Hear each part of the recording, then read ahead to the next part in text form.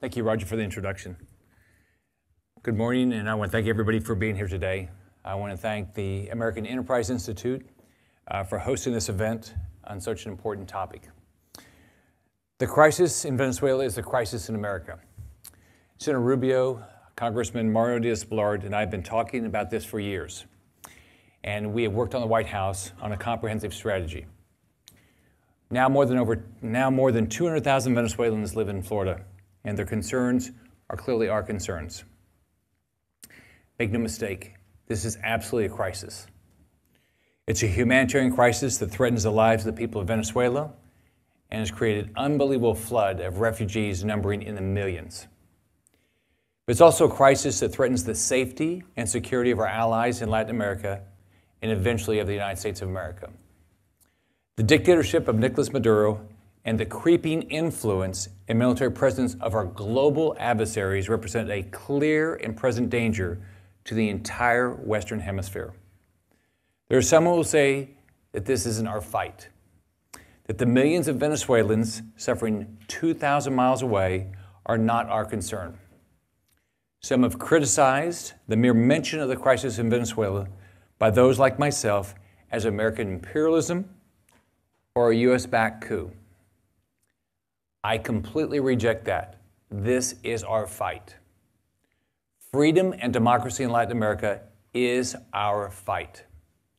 And I remind these critics that the only thing necessary for the triumph of evil is for good people to do nothing. We cannot let evil triumph in Venezuela. It would be a failure of leadership with disastrous long-term consequences. There is only one option left to get aid to the people of Venezuela. It's something nobody wants to talk about. It is becoming clear that we will have to consider the use of American military assets to deliver aid. Maduro and his thugs have left us no choice. Now, how did we get to this point? First off, like Roger, I applaud President Trump and his administration for taking bold action by recognizing Juan Guaido as a legitimate president of Venezuela and organizing the international community to do the same. I think they did a great job.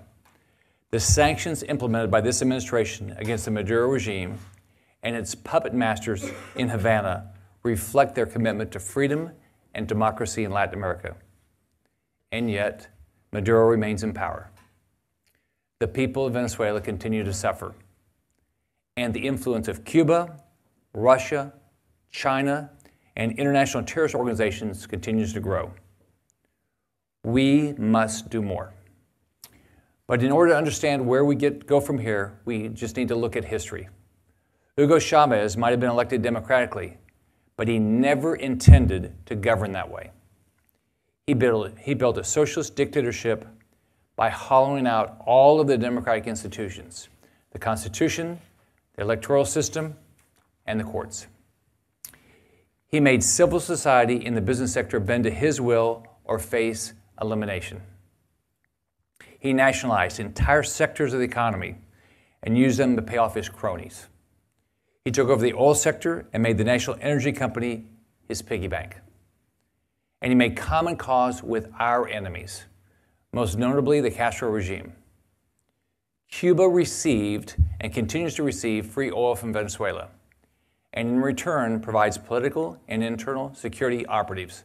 In other words, Cuba provided and is still providing military thugs to help stop freedom. Chavez allowed his regime to engage in illegal trafficking of drugs and people, and it cooperated with Middle Eastern terrorist organizations like Hezbollah and the terror state of Iran. This cooperation has only intensified under Chavez's successor Maduro. The path of socialism chosen by the Chavistas inevitably led to a failed state that relies on the world's bad actors for survival. The result is one of the worst humanitarian crises in our hemisphere's history. We cannot ignore the impact that the socialist policies of Chavez and Maduro have had on the people of Venezuela. 9 of 10 households say they don't have enough money to buy food. That's socialism. 80% of children under 5 are in some state of malnutrition. That's socialism. Inflation is over 10 million% this year, and their currency is absolutely worthless. What's that mean for the average person? A bundle of carrots costs 3 million bolivars. A dozen eggs costs 150 US dollars. That's socialism. Venezuela has the highest murder rate in the world. That's socialism. More than 3.5 million refugees, about 12% of their population, have fled to neighboring countries because they can't get food, water, medicine, or safety from their government. 2 million more Venezuelans are expected to flee before the year is out, with Colombia taking the brunt of this refugee crisis. Colombian resources are strained as they do all they can to help the refugees flee in persecution, starvation, and sickness, while the Maduro regime blocks aid caravans, sets them on fire, and continues to cooperate with the narco-trafficking rebels that plague Colombia. I want to thank my good friend, President Duque, for all he's doing. Other nations in the region, such as Brazil and Peru, have also pitched in. They've accepted hundreds of thousands of refugees. For weeks, millions of Venezuelans have been left without running water in a series of massive blackouts. Journalists report that scenes that are now a part of the daily life for Venezuela. Dozens sleeping in line for their turn at a well in one of the city's biggest slums. 3 men toss an old paint bucket with a rope down a well hoping to find water. People parked by the highway waiting for their turn to place bottles under small streams that run down the Avila mountain. Many Venezuelans call these conditions a genocide because of violence and starvation is being imposed on the civilian population as a conscious policy of Maduro and his Cuban puppet masters. Dictators like Maduro recognize weakness as an opportunity. The hungrier and sicker his people are, the easier they are to repress. This is the kind of evil we are facing in our hemisphere. But one thing is clear, Maduro underestimates his people. They may be oppressed, but they are not weak.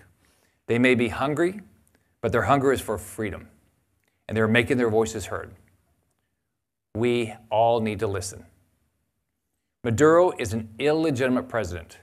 His election was a complete sham, just like the elections in Cuba and Russia, a complete sham and an absolute joke. Dozens of countries across Latin America and Europe have recognized Juan Guaido's constitutional right to the interim presidency. As president of the National Assembly, the only democratic body left in Venezuela, Juan Guaido has the right and the duty to preside over new elections and the return to democracy. The people still in power in Venezuela are corrupt bureaucrats and military officers engaged in embezzlement, narco-trafficking, and human rights abuses. Since being tested by uprisings in 2014 and 2017, the regime has reinforced a repressive apparatus that uses armed civilian gangs known as colectivos, specialized police units, and anti-riot forces of the National Guard to terrorize and control the civilian population through arbitrary arrest, beatings, detentions, and killings.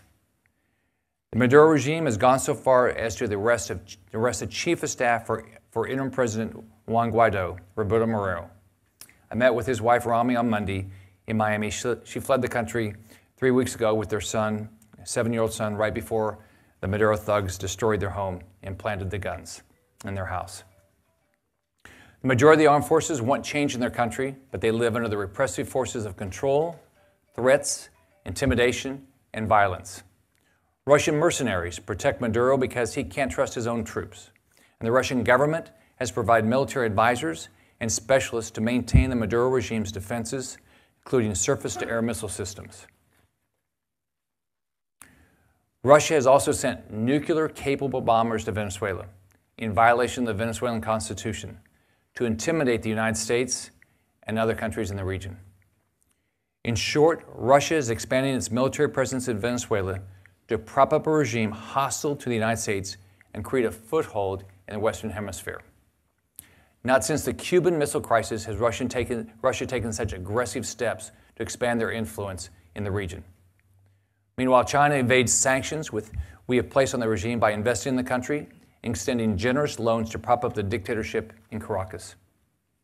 The United States faces a serious national security threat and a humanitarian crisis at our doorstep. This is becoming as dangerous for us as the Syrian civil war has been for Europe, Israel, and Jordan. Left unchecked, it will destabilize our regional allies and provide a base of operations for our enemies. Today, I'm urging the administration, Congress, and the American people to see the crisis for what it is: a rising tide of social and political collapse encouraged and funded by our enemies. The socialist dictatorship of Nicolas Maduro and his Cuban, Russian, Chinese, and narco-trafficking allies do not care how many Venezuelans suffer and die. Maduro is determined to remain in power, sucking the life out of a once vibrant nation and creating an outpost for our adversaries and a safe harbor for terrorists intent on harming Americans. We cannot let this stand. We will be judged by our response to this crisis, not just the humanitarian crisis, but the threat to our hemisphere. The credibility and security of the United States is on the line. The question is not if we can tolerate this crisis that is worsening every day. We surely cannot. The question is, when will we act to end it? Hostile regimes like Russia, China, and Cuba are digging in. They're training killers, distributing weapons, and placing military assets in Venezuela. The message is absolutely clear. They don't intend to give up without a fight. History has proven that permitting the former Soviet Union to establish a presence in Cuba perpetrated a 6-decade totalitarian dictatorship that exported instability to the region and worked against U.S. national security interests. Our safety, national security, and the peace of our hemisphere require us to take action. We cannot allow this murderous regime to continue spreading misery within its borders and into neighboring countries. There is a democratic government in waiting in the form of the National Assembly and interim President Juan Guaido. U.S. policy relies on rallying his internal support and forcing those around Maduro to see their future as brighter if they defect and support the movements toward freedom and democracy.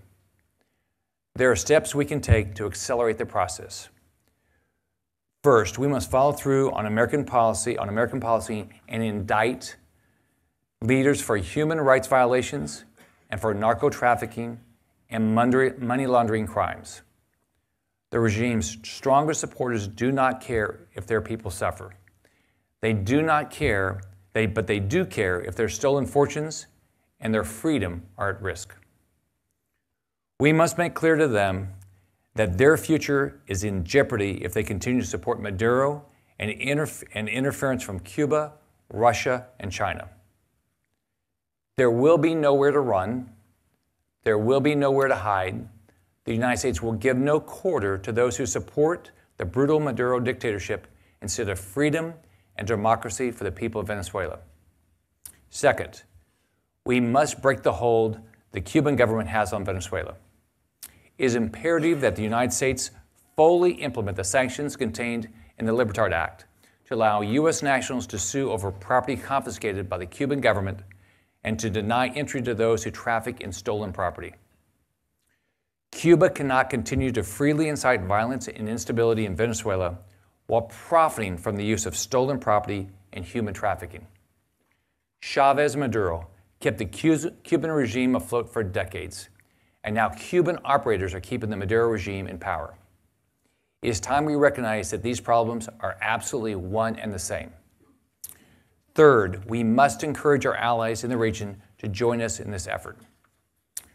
President Trump has repeatedly called on regional counterparts to exert more leadership, and he's right to do so.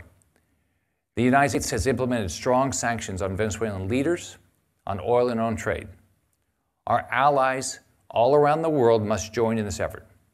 The Lima Group, made up of our friends in the region, has given broad support to the strategy of isolating the Maduro regime in favor of interim President Guaido, urging additional sanctions, and that is absolutely welcome. but they should not rule out the possibility they will need to pursue more aggressive means to remove this threat. Their security and economic well-being are also at risk. They should remember the Maduro regime and its supporters want Venezuela's neighbors to live in fear.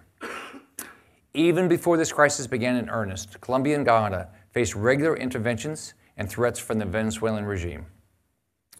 Maduro and his supporters do not want peaceful relations with other countries except on their own terms. I am quite sure that Cuba, China, and Russia do not have the best interests of the region in mind. I was glad to see the Organization of American States accept the appointment of the designated permanent representative of the National Assembly, Gustavo Torre Bracino. Consistent with the Inter-American Democratic Charter, the Organization of American States must expel Maduro's representative. The Maduro regime is not a legitimate government and has no right to send a representative to the very body in the Western Hemisphere charged with protecting and promoting democracy in the region. Fourth, we must not appear weak in the face of Chinese, Russian, and Cuban determination to prop up Maduro. Our adversaries question our will and our determination. Put simply, I don't believe they think we're serious. We should disabuse them of that notion. All options, including the use of American military assets, must remain on the table. If sanctions can cripple the Maduro regime, we have to continue on that path. But so far, sanctions alone aren't stopping the Maduro regime, and the United States needs to start considering the use of military assets to bring aid to the millions of starving and sick Venezuelans. I call on all of our allies and those supporting Guaido to help us in this effort. Let me repeat that. The United States must consider the use of military assets to bring aid to the people of Venezuela. But that doesn't end the conversation. If embargoes and blockades can help, we should consider them. And if military force on the part of the United States and our allies in the region is necessary to rid us of the scourge of Maduro and his thugs, then we absolutely cannot rule it out. If the Venezuelan people, through their elected National Assembly and their own laws and constitution, request assistance to restore constitutional government and democracy, we should be ready to answer that call. Unfortunately, the Maduro regime is not broken yet, and you can count on billions of dollars looted from the Venezuelan people and generated from 20 years of narco trafficking. The Cubans, Russians, and Chinese see Venezuela as an economic opportunity, but more importantly, they see a chance to intimidate the United States, to be a thorn in our side. This is a great power confrontation, and one that our national defense strategy might not explicitly contemplate. But it is confrontation that we must be willing to meet with decisive action. The Venezuelan people want change, and even now they think of survival as much as they think of a democratic future. They're looking to the United States and democratic countries to help them. We must answer that call. After we do, we must be prepared, funded by their own oil revenue, to help rebuild their productive industries in every aspect of their once thriving economy, including infrastructure, public services, industry, energy and power sectors, telecommunications, and mining. Restoring a failed state is not an easy task, but Venezuelans' vast natural resources and the Guaido government's desire to once again enter the community of democratic and peaceful nations are a strong foundation for a free and prosperous future. They cannot defeat these powerful forces of evil without significant support from the international community. My message today is this: the United States stands with the patriots of Venezuela, fighting to defend their lives, their liberty, and their sacred honor. Here's the truth. We simply cannot allow our adversaries in Russia, China, and Cuba to gain a foothold in Venezuela. We cannot allow it, and we have to stop it. The American people need to understand what is at stake here, and it's time to tell them. Thank you for the opportunity to be here.